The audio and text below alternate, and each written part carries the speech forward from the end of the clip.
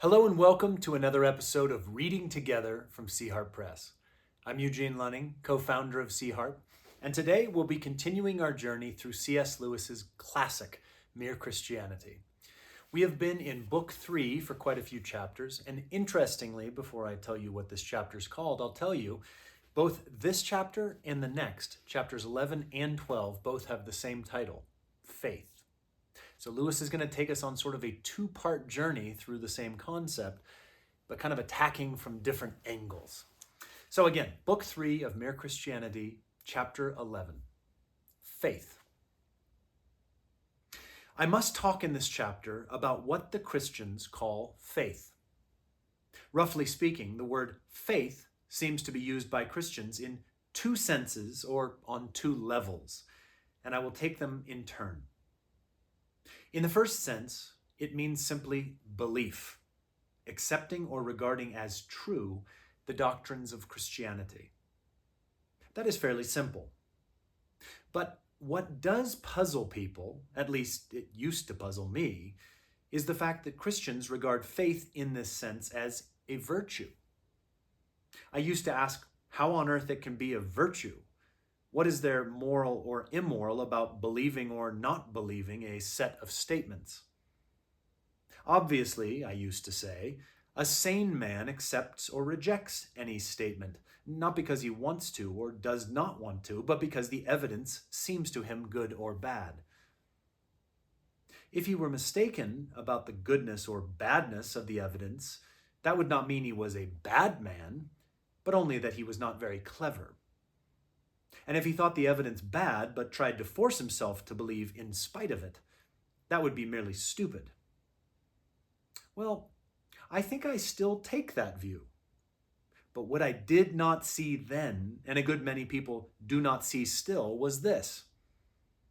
I was assuming that if the human mind once accepts a thing as true, it will automatically go on regarding it as true, until some real reason for reconsidering it turns up. In fact, I was assuming that the human mind is completely ruled by reason. But that is not so. For example, my reason is perfectly convinced by good evidence that anesthetics do not smother me and that properly trained surgeons do not start operating until I am unconscious. But that does not alter the fact that when they have me down on the table and clap their horrible mask over my face, a mere childish panic begins inside me. I start thinking I am going to choke, and I am afraid they will start cutting me up before I am properly under. In other words, I lose my faith in anesthetics. It is not reason that is taking away my faith. On the contrary, my faith is based on reason. It is my imagination and emotions. The battle is between faith and reason on one side and emotion and imagination on the other. And I want to give a qualifying statement here as we continue into faith. The only place where I would disagree with the sentiment of faith as it's been given in these first two paragraphs is that faith as we know it is a belief in a set of statements known as Christianity. I always want to back us up, you've heard me do this before, to the experience of the first disciples, those 12 apostles. Were they asked to believe in a set of statements or propositions about a thing called Christianity? No, such a thing did not exist. What they were confronted with was the experience of a God who was yet man, a man who was yet God, bearded, cloak, tunic, sandals, saying simply to them, "Follow me." So as we think here about this idea of reason versus even our own imagination and emotion, I want to remind you that the first thing we come up against in all of this is Jesus himself. Not beliefs about him, but himself. Yes, we confront him on the pages of the Gospels, and so it feels like a set of beliefs that are set down as like a tract, a treatise about a way of thinking and living. But again, friends, the center of it all, the head of this body that is the church, is in fact Jesus himself. Let's not sort of divorce the two or even in a wrong way conflate the two. I'll probably continue on that theme, but let's keep reading. When you think of it, you will see lots of instances of this.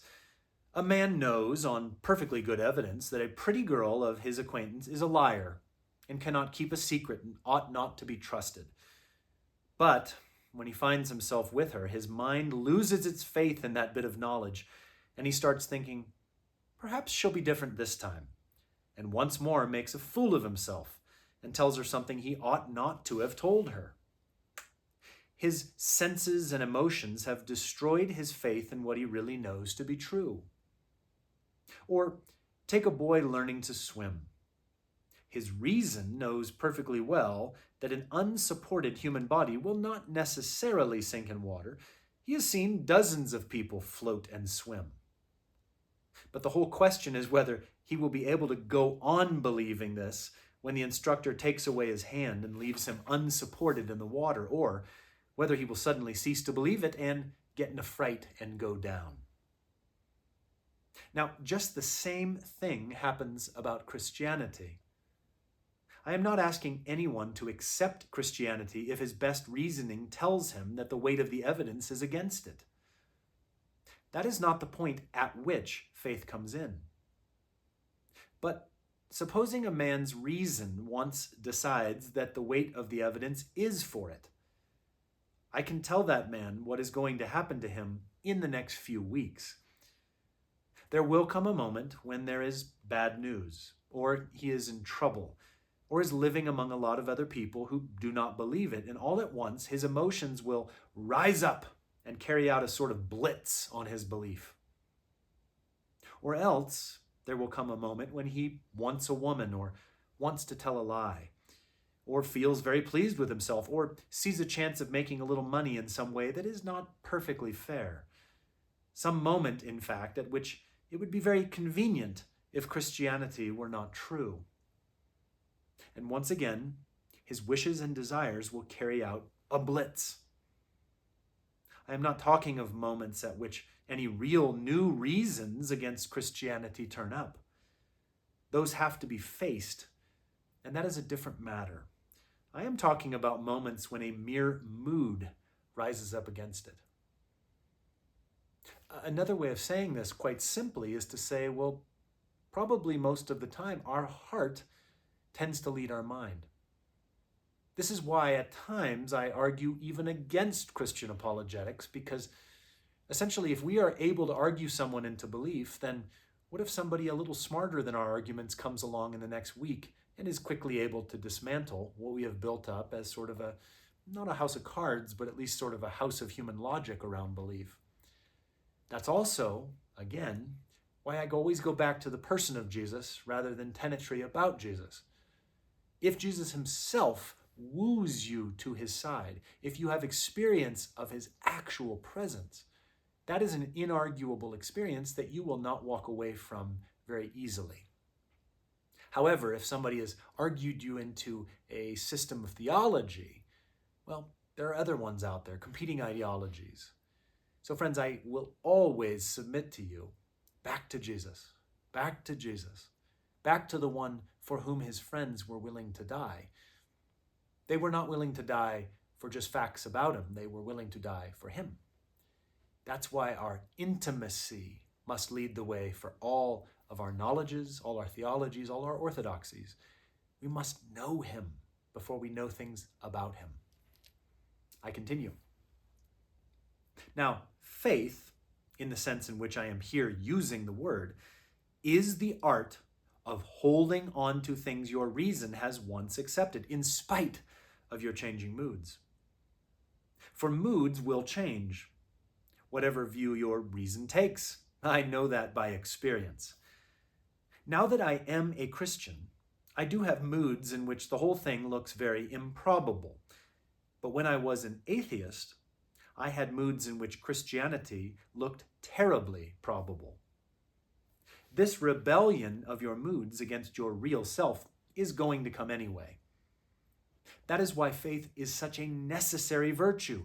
Unless you teach your moods where they get off, you can never be either a sound Christian or even a sound atheist, but just a creature dithering to and fro, with its beliefs really dependent on the weather and the state of its digestion. Consequently, one must train the habit of faith. The first step is to recognize the fact that your moods change.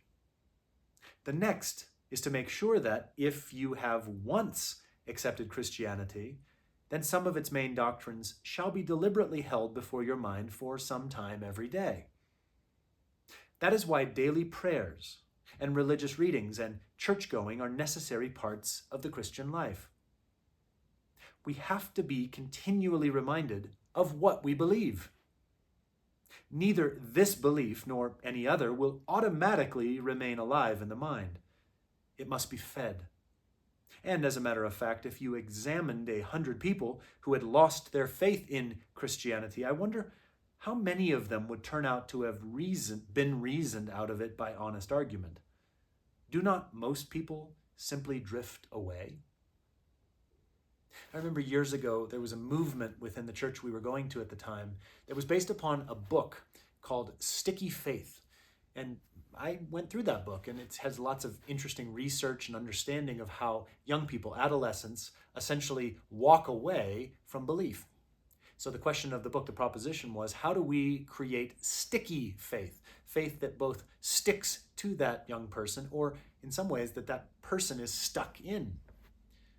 My only argument against that book, and I did read it, is that I actually think it's much harder to walk away again from the person of Jesus than from simply beliefs about him. You and I having a Christian worldview is attractive for a season, but it is not very robust to our moods, to our circumstances, to the fact that an enormous bill comes along every now and then and just shoots down all of our belief in a providing God. Whereas, if we have day-by-day experiences of how alive he is, then we recourse to him, not to beliefs about him. So, as I look at this, and as I think about the idea of people, quote, losing their faith in Christianity, I think that will happen to all of us at different times. I can't tell you the number of people, I'm recording this in 2023, where I'll ask them about how it's going with the church they go to, and they're like, well, I haven't gone as much since COVID. Friends, COVID wasn't the enemy. The enemy was the experience we had that, well, do I really need all those people? Do I really need the show, the song and dance of the Sunday morning? No, you didn't need it. What you do need is to get into the body week by week so that the testimony of your brothers and sisters reminds you that he is in fact alive. That's why we get there. That's why we get up on a Sunday morning and say, let's do this. Whether or not you get all dressed up or not, it's to be reanimated by his Spirit in concert with others. That's why we do it. So people aren't walking away from church. They're walking away usually just from the song and dance. Friends, if you're a pastor, remember, your job is to help people encounter Jesus. Really not much else. To inculcate a bunch of knowledge into their heads, not necessarily giving them the experience at the heart level. People will walk from that, but they won't walk as readily from Jesus himself. I'll keep reading. Now, I must turn to faith in the second or higher sense, and this is the most difficult thing I have tackled yet.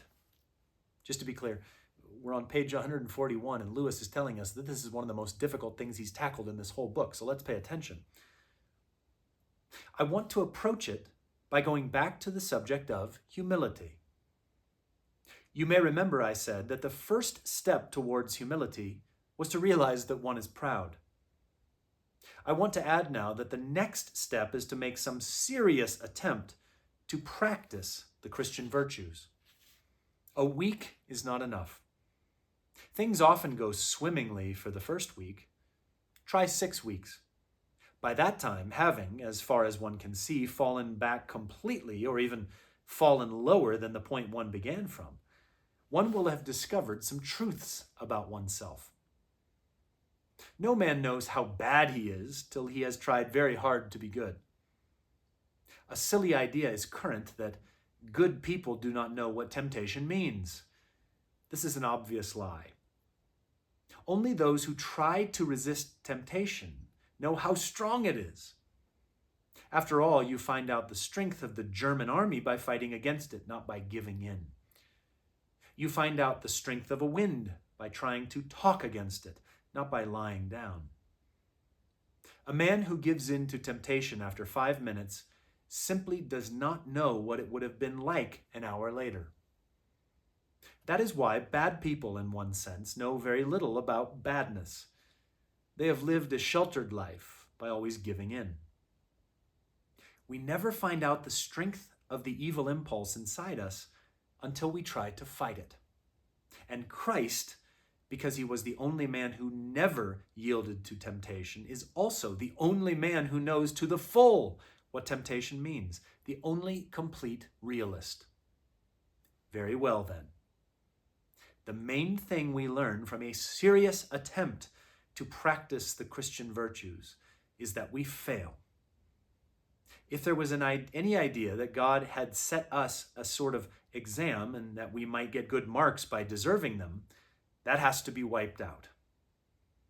If there was any idea of a sort of bargain, any idea that we could perform our side of the contract and thus put God in our debt so that it was up to him in mere justice to perform his side, that has to be wiped out. And right there, I'm not even sure that Lewis was wittingly going in this direction. He has laid out the difference between the Old Covenant and the New Covenant. The Old Covenant was between people and God. The New Covenant is between God and himself, the Father and the Son. Jesus, by going and making that sacrifice, was literally laying his blood on the line and saying, Father, I will be the sacrifice. I will be the go-between between these fallen people and ourselves. But when we fail, it's between the two of them. So what I will say here with this idea of trying it intently, just this morning I was reading in John chapter 12, and there's this moment when Jesus speaks, and this is some nerdy Greek stuff, so I hope that I do a decent job of explaining what I mean. There is this moment where Jesus says, if any man wants to enter into my service, he must follow my way. And that's in the Phillips translation, loosely paraphrased. If any man wants to enter into my service, he must follow my way. What's interesting about that pair of expressions, those two clauses, is that the first one is spoken in the Greek in the subjunctive tense. Gosh, I'm all over the place. But what it really means is this is like a starting point. This is a place we have to come to. Essentially, if you want to be in my service, it has like a conditionality to it. Then you must follow in my way. And that is spoken in the imperative. And so if we want to begin to be in his service, we must follow his way. That's what Lewis is telling us. We must try. Not that we're earning our salvation, but to be a disciple necessarily assumes we will follow. What did I say towards the beginning of this episode when I talked about actually being confronted by Jesus? What were his first two words? In the Greek, akoluthei moi, follow me.